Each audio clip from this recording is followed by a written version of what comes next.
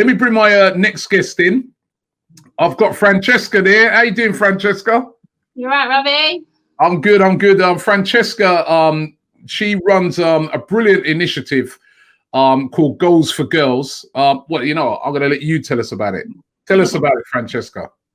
So Goals for Girls is a football development program. We work with young women and girls, the ages of 11, 16. At the moment, we've got over 400 girls on our program in the UK. And we work with them to support them with football, their physical activity, keep them active, and their mental health as well for our education program. Brilliant. And you're doing great things with it. You just touched on two things that are really important at the moment because, of course, in this country and in many other countries around the world, people are in lockdown. They've been told to stay at home, don't come out. And those two things you just touched on, physical activity and mental health, are really under strain right now, right? So what's your sort of tips for dealing with those sort of things right now under lockdown? Well, the government have already said that mental health is going to be prolific as soon as we come out of here. That's not only just for young people, but that is for the world in general. There's a lot of people who deal with things in completely different ways. Our organisation is still running behind the scenes. We are still supporting our young women and girls behind the scenes, and we're doing that virtually like you are now with the world, by engaging with them, still carrying out mentoring sessions, especially with the girls who are high risk. So the girls who suffer with mental health issues, the girls who are in care, the girls who self-harm, they're the girls who we are dealing with on a daily basis, and we're still working with them with our therapeutic mentoring program. So our mentors are still doing that with them. But some of the things that I've found have been helpful just for myself is getting active. So going out and doing my 1 hour exercise. I've got a young boy, so bringing him out on his bike or getting him to do jogs with me, or training him so he's ready to go back when the football season comes back up. So just keeping his mentality balanced as well as mine.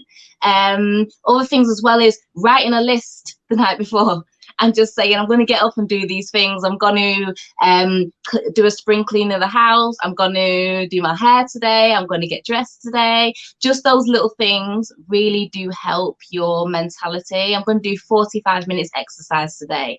I'm going to bake a cake. So all these things. And I feel like this is a real good moment to pause and appreciate. We're so busy in our lives that we forget to just pause and really take care of ourselves. And I feel that I've took this moment to take care of myself. As you already know, Robbie, I'm always working. I'm always on the go like you are. So this moment, just being able to spend time with the family, the loved ones, and take care of my own mind. Because as you're aware, I suffer with mental health issues myself. So being able to take care of my own mind and my own mental state has been really just helpful for myself. And also doing things which I wouldn't normally do. I don't get time to exercise. So at the moment, I'm really enjoying just finding myself again as a human being and spending time with family. It's true, because even me, right, like exercising, I've been terrible at. And I've found now that every day I'm training, every single day. Actually, as a matter of fact, I've got up to do this stream today, and because of sort of rushing around to do it, I ain't trained yet, and I feel a bit strange now. You know what I mean? So that's one of the good things that's coming out of it, is that people are starting to train more, and like you said, taking a little pause and reflecting. And also all the things you were procrastinating on and say, I'm going to do this. You're finding that, like myself with my business, even though I'm having to do a whole new strategy for what's going on at the moment, I'm able to sit back and go, what do the girls really want from us? And how can we start the ball rolling? And also as a business owner, what do I want? Where do I see myself as a business owner? What steps do I want to be taking? So I feel like there's a lot of people whose goals were on hold. They're able to really sit down now and start thinking about their own goals and their own situations. Now the women's game, right? I mean, everybody's been talking about the men's game. When's that going to start back and that? But this is going to hit the women's game really hard, isn't it? Yeah, it's I feel like with the women's game, especially because of the fact that their payments come a lot of their sponsorships and Mm. those kind of deals, and without them actually playing, I feel like it's going to have a snowballing detrimental effect on especially the women's league. Yeah, I mean, you know, and you know, you touched on another thing there, right? And having a son myself who plays, like, I mean, normally every week, like he's training 3 times a week, has a game on the weekend. He's been doing that for years and years, right? And now there's just been this big stop. All right, he's still doing his training around the house or whatever, but it's really frustrating for people who play football on a regular basis, isn't it? Because you can't really play football, can you? Unless you've got a massive garden, and not everybody has got a massive garden.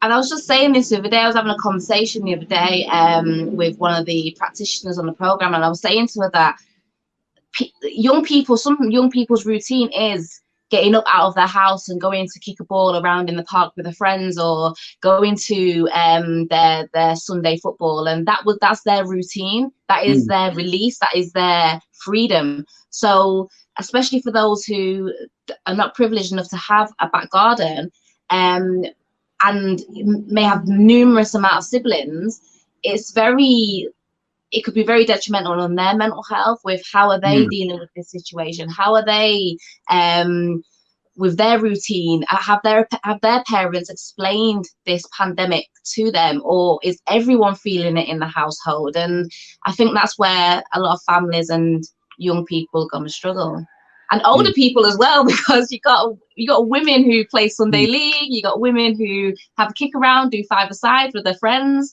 So it's a snowballing effect for the whole economy. Yeah, it is. Listen up, Francesca, I want to thank you very much for coming on today. Tell us, everybody, where they can find out more about your organization, because you're doing massive things for women's football. So you can follow us on Instagram, which is Goals for Girls, Twitter, Goals for Girls UK. You can even join in on our, we've got 10 a.m. workouts on a Monday and a Friday for our young women and girls, and the community, our Goals for Girls community. And it's therapeutic sessions as well. So mind, body and soul. And yeah, you can follow us on them platforms, or you can find out more about us on www.goalsforgirls.co.uk. We've been up to some amazing things over the past few months. So even though it's on a pause right now, you'll be able to catch up on it all. Brilliant. Francesca, thank you very much. Robbie, as usual, it's a pleasure. Absolutely brilliant. Francesca there from Goals for Girls, a brilliant organization doing brilliant things in the community for women's football. The coronavirus has not just affected the world of football, but has affected everybody. But you know what? We can defeat it. If you're displaying any of the symptoms, always make sure that you self-isolate. I know it's a terrible time, but we will defeat the coronavirus. We will be back.